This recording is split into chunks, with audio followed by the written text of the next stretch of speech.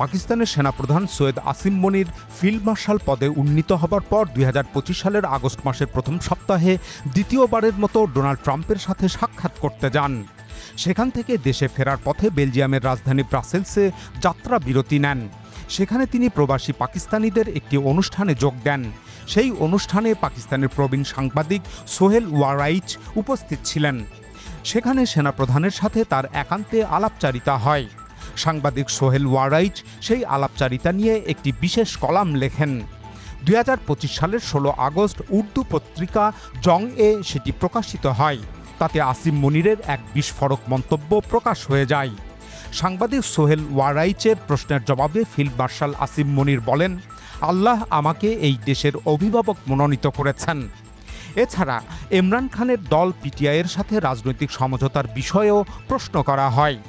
কোনো সমঝোতা হবে কিনা এমন প্রশ্নের জবাবে আসিম মনির মন্তব্য করেন, যে কোনো রাজনৈতিক সমঝোতা কেবল তখনই সম্ভব যদি সংশ্লিষ্ট পক্ষগুলো সত্যিকারের অর্থে অনুশোচনা করে এবং পরিষ্কার হৃদয়ে ক্ষমা প্রার্থনা করে। তিনি এ সম্পর্কে আল কোরআনের একটি আয়াত উদ্ধৃত করেন। আসিম মনির বলেন, ক্ষমা চাওয়ার পরেই কেবল পরবর্তী পথ প্রশস্ত হয়।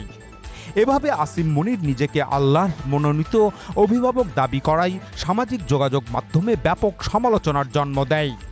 নেটিজেনরা আসিম মনিরকে প্রকৃত অপরাধী হিসাবে আখ্যা দেন। তারা বলেন, আসিম মনিরকেই বরং ইমরান খানের কাছে ক্ষমা চাওয়া উচিত। শেষ পর্যন্ত তীব্র সমালোচনার মুখে সাংবাদিক সোহেল ওয়ারাইচ বলেন, তার লেখার মূল বিষয়বস্তু অনেকে ভুলভাবে অনুধাবন করেছেন। আর পাকিস্তানের সামরিক বাহিনীর জনসংযোগ দপ্তর আইএসপিআর জানায়, সেনাপ্রধানের ব্রাসেলস সফরটি অনানুষ্ঠানিক ছিল। রাজনৈতিক উদ্দেশ্যেই তার বক্তব্যকে ভিন্নভাবে ব্যাখ্যা করা হচ্ছে।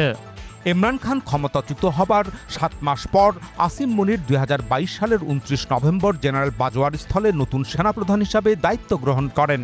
২০২২ সালের ২৪ নভেম্বর যখন প্রধানমন্ত্রী শাহবাজ শরীফ আসিম মনিরকে পরবর্তী সেনাপ্রধান হিসাবে মনোনীত করেন, তখন পাকিস্তানের সামরিক বাহিনীর মিডিয়া উইং আইএসপিআর এবং দেশটির অনেক শীর্ষস্থানীয় গণমাধ্যম তার নামের আগে হাফেজ উপাধি ব্যবহার করে সংবাদ প্রচার করেন। তিনি নাকি ২০০৭ সাল থেকে ২০১০ সাল পর্যন্ত যখন সৌদি আরবের ডিফেন্স অ্যাটাশে হিসাবে দায়িত্ব পালন করছিলেন, তখন পুরো আল কোরআন মুখস্থ করেছিলেন। এ সময়কালে তিনি নাকি প্রায়ই মক্কা মদিনায় যেয়ে কান্নাকাটিও করতেন। ২০২৪ সালের এপ্রিলে আসিম মনির রাওয়ালপিন্ডির সেনা সদরে পাকিস্তানের বেশ কিছু দরবারি আলেমদের নিয়ে একটি বিশেষ সভার আয়োজন করেন। সেখানে উপস্থিত আলেমরা পাকিস্তানের ইতিহাসে প্রথম একজন হাফেজে কোরআন সেনাপ্রধান পাওয়ার বিষয়টিকে আল্লাহর বিশেষ রহমত বলে সাধুবাদ জানান। সৈয়দ আসিম মনিরকে ২০২৫ সালের ২০ মে পাকিস্তানের সর্বোচ্চ সামরিক পদমর্যাদা 5 স্টার ফিল্ড মার্শালে উন্নীত করা হয়। এর আগে মে মাসের প্রথম সপ্তাহে ৪ দিনের পাক ভারত যুদ্ধ সংঘটিত হয়েছিল।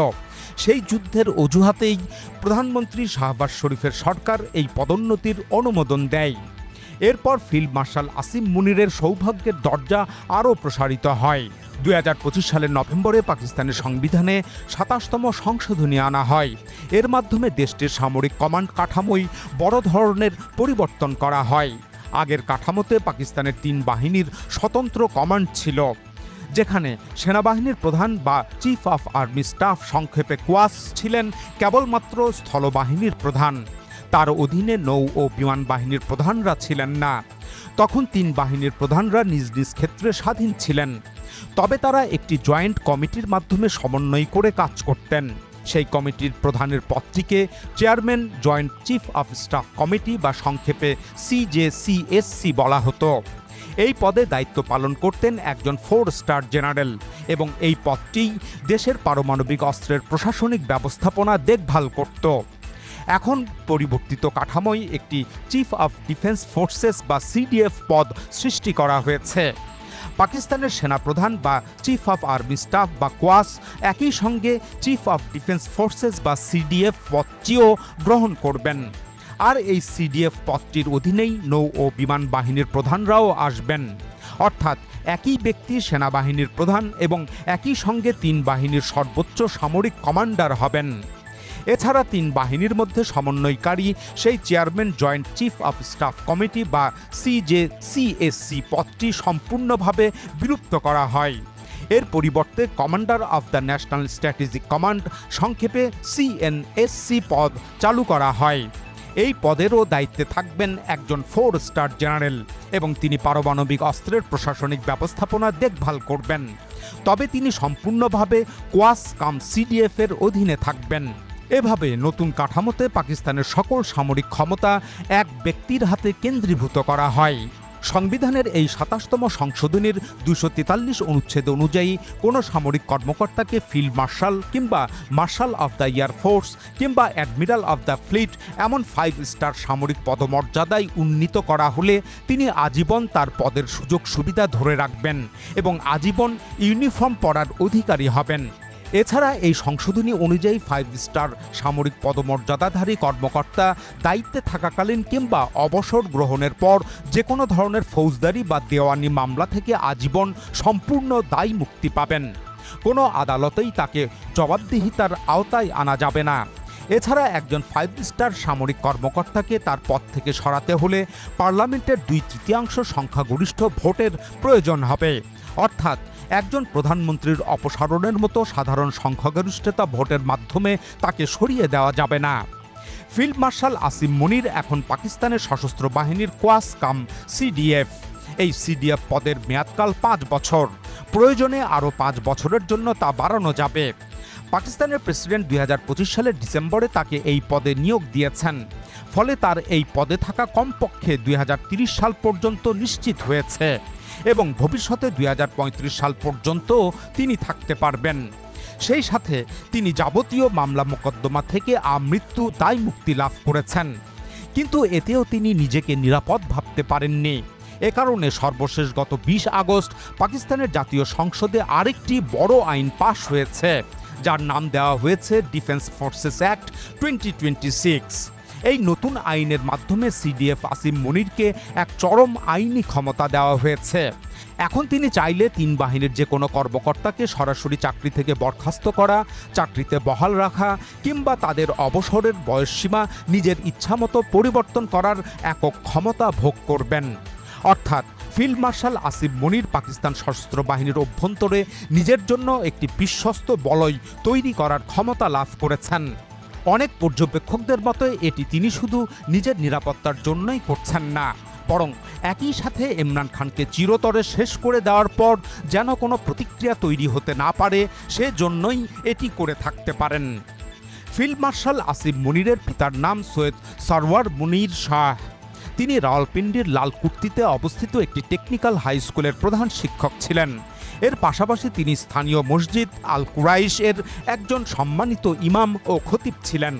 এ কারণে অনেকে আসিম মনিরের কঠোর সমালোচনা করে বলেন, একজন আলেমের ঘরে একজন জালেম জন্ম নিয়েছেন।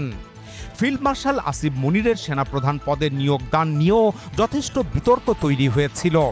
তিনি 2022 সালের 29 নভেম্বর জেনারেল বাজওয়ার উত্তরসূরি হিসাবে ওই পদে নিয়োগ পেয়েছিলেন, কিন্তু আসিম মনিরের অবসরের তারিখ ছিল 27 নভেম্বর এবং জেনারেল বাজওয়ার অবসরের তারিখ ছিল 29 নভেম্বর।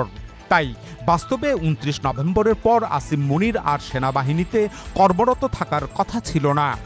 পাকিস্তান আর্মি অ্যাক্টের প্রচলিত নিয়ম অনুযায়ী নতুন সেনাপ্রধান হিসাবে যাকে বেছে নেওয়া হবে তার চাকরির স্বাভাবিক মেয়াদ বর্তমান সেনাপ্রধানের মেয়াদের চেয়ে বেশি থাকা কিংবা অন্তত তার সমসাময়িক হওয়া প্রয়োজন ছিল। তাই যেহেতু 27 নভেম্বর অবসরে চলে যাওয়ার কথা ছিল, সে কারণে আসিম মনির 29 নভেম্বরের সেনা প্রধানের শূন্য পদ পূরণে অযোগ্য হয়ে পড়েন। তবে প্রধানমন্ত্রী শাহবাজ শরীফের সরকার এই আইনি জটিলতা এড়াতে একটি কৌশল অবলম্বন করে। জেনারেল বাজওয়ার মেয়াদ শেষ হওয়ার আগেই অর্থাৎ 24 নভেম্বর আসিম মনিরকে পরবর্তী সেনাপ্রধান হিসাবে ঘোষণা করা হয়। একই সাথে তার অবসর ঠেকানোর জন্য এবং সেনাপ্রধান হিসাবে নিয়োগটিকে বৈধ করতে তাকে বিশেষ সরকারি প্রজ্ঞাপনের মাধ্যমে চাকুরিতে এক্সটেনশন দেওয়া হয়। এই বিশেষ প্রক্রিয়ার কারণে মূলত 27 থেকে 29 নভেম্বর পর্যন্ত কাগজে কলমে একই সাথে আসিম মনিরও সেনাবাহিনীতে সক্রিয় থাকেন এবং জেনারেল বাজওয়াও বিদায়ী প্রধান হিসাবে বহাল থাকেন। ফলে পাকিস্তানে কাগজে কলমে 2 দিনের জন্য 2 জন সেনাপ্রধান হয়ে পড়েন। সে সময় আসিম মনিরের সেনাপ্রধানের এই নিয়োগকে অনেক আইনজ্ঞ এবং রাজনৈতিক বিশ্লেষকরা রাজনৈতিক উদ্দেশ্য প্রণোদিত এবং নিয়ম বহির্ভূত বলে সমালোচনা করেন।